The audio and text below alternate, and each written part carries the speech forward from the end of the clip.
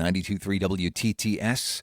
Friday morning, Matt Pelser. And next week, there is a big event happening right here in Indianapolis, one that could really help you out should you ever find yourself in a situation where you have to care for a loved one with dementia or Alzheimer's. It is a free educational conference sponsored by the Alzheimer's Foundation of America, and I have their Director of Communications on the line with me right now, Mr. Chris Schneider. Hello.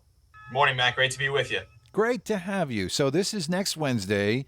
It's free, but you have to register by Monday at noon. Can you tell me why somebody might want to spend a Wednesday learning about this? Like, what sorts of things does a person have to consider when caring for somebody with this kind of cognitive impairment? Education and knowledge are tools of empowerment, and that's why we want people to attend the conference on July 19th, because it'll give them information that can help make the challenges of caring for somebody with Alzheimer's disease or another dementia-related illness a little bit easier. In Indiana, there's an estimated 216,000 people caring for somebody with Alzheimer's disease. So it's really a pretty wide population of people who are affected by this, and it's growing. Nationwide, the CDC projects the number of people living with Alzheimer's disease to more than double by 2060. So it's really impacting more and more people. And that's why we want people to attend the conference, so that they can learn about different caregiving strategies. They can learn about how estate planning can help, and also different brain health strategies that you can use to protect yourself, enhance your cognition, and learn about some of the warning signs of Alzheimer's disease and other dementias.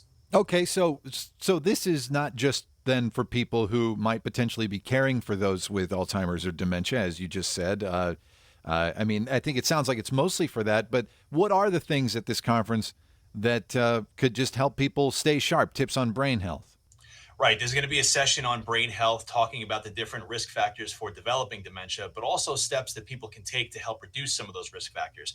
And whether that's lifestyle choices like proper diet, exercise, staying socially and physically active, learning new skills, quitting smoking, limiting alcohol intake, those are all factors that are within our control that can help reduce the chances of developing a dementia-related illness. We're also going to have free memory screenings available at the conference. And what those are quick. They just take a matter of minutes. It's a series of questions that are asked one-on-one confidentially between a screener and the person getting the screening.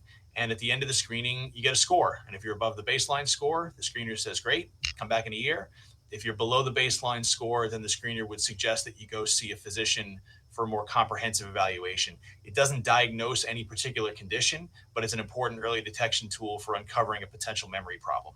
Okay, so it could really tell you something about yourself that you really should know. It is a free educational conference on Alzheimer's and dementia-related illnesses happening next Wednesday here in town near the AMP at 16 Tech, and I will link you to the site where you can register at our website, WTTSFM.com. You can go to the Mornings with Matt Pelser page later this morning when I get that up there, and it'll be right there along with this interview with Mr. Chris Schneider of the Alzheimer's Foundation of America, who are bringing this conference to town next week. Thank you very much, Chris, for what you do and for bringing this conference here to Indianapolis.